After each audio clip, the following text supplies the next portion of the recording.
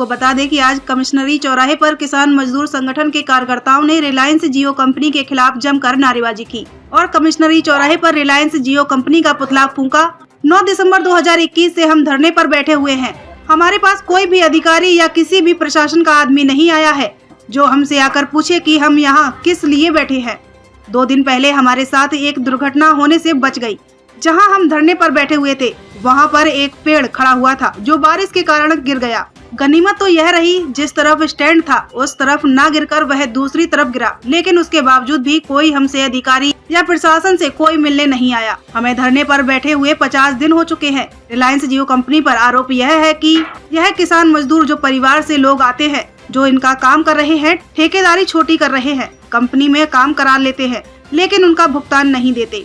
3 बार प्रशासन को इसकी जानकारी दे दी गई है, उसके बाद भी हमारी कोई सुनवाई नहीं होती है। मेरठ से शाहिद मंसूरी की रिपोर्ट।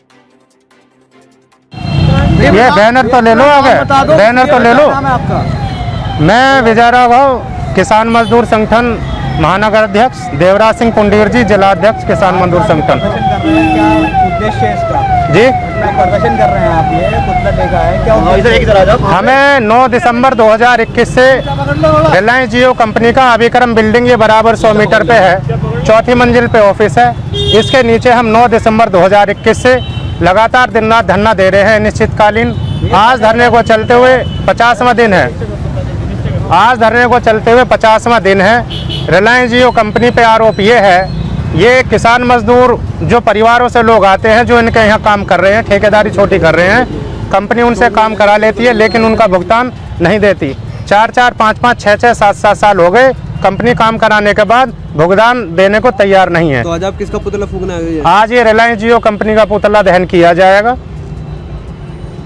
तो इसके साथ आपके क्या आगे का वो प्रयास रहेगा अगर आपकी मांग अभी भी पूरी नहीं होती है तो? देखो, ऐसा है, 3 मीटिंग प्रशासन की मध्यस्थता में हो चुकी। 50 दिन आज हमें धरने पे बैठे हुए हो गए। जिलाध्यक्ष जी के नेतृत्व में कोई कंपनी का अधिकारी नैतिकता के नाम पे, मानवता के नाम पे धरना स्थल पे ये पूछने नहीं आया कि इस कड़कड़ाती ठंड में आप दिन रात हमारे घर के सामने क्यों बैठे हैं। ये इनकी नैतिक जिम्मेदारी बनती थी। बातचीत, हमेशा बातचीत से विषय सुलझाए जाते हैं, जो कि इन्होंने बंद कर दी। एक दुर्घटना भी हमारी परसों रात बहुत बड़ी होते होते बच गई। हमारा जो वहाँ टेंट लगा हुआ है जिसमें रात में हम लोग सोते हैं, उसके जस्ट बराबर में यूकेलिप्टस का करीब 150-200 कुंटल का पेड़ खड़ा था जो कि बारिश के कारण गिर गया। गनीमत ये रही, ईश्वर की कृपा ये रही कि वो पेड़ हमारे टेंट के ऊपर ना गिर करके वो दूसरी दिशा में गिरा। और प्रशासन से भी हमें कहीं ना कहीं ये शिकायत है। ये उन्हें सूचना होने के बाद भी प्रशासन से कोई अधिकारी नहीं आया ये पूछने के लिए, ये जानने के लिए कि भाई दुर्घटना हो गई, कोई क्षतिग्रस्त हुआ या नहीं हुआ।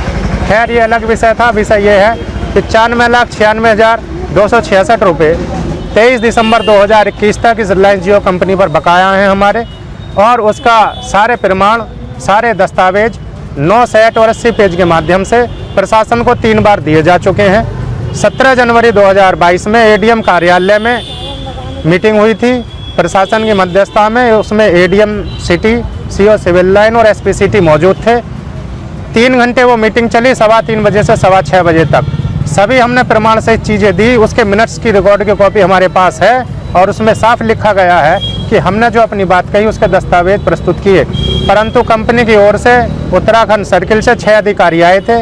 इनके फाइनेंस वाले, सीए, टेक्निकल, क्वालिटी वाले, उन्होंने कोई भी 3 घंटे में कागज के नाम पे कागज की पर्ची तक नहीं प्रस्तुत की। केवल बातों को गोलमोल घुमाना और झूठ बोलना, ये इनका काम है। और किस स्थल पर धरना आपका? धरना रिलायंस जियो कंपनी का यूपी वेस्ट का क्षेत्रीय कार्यालय, यहाँ से 100 मीटर की दूरी पे है। आईजी कार्यालय के बराबर में अभिक्रम बिल्डिंग, 4थी मंजिल की बिल्डिंग है, उसके नीचे सड़क पे हमारा टेंट लगा के धरना चल रहा है। 9 दिसंबर 2021 से आज 50वां दिन है।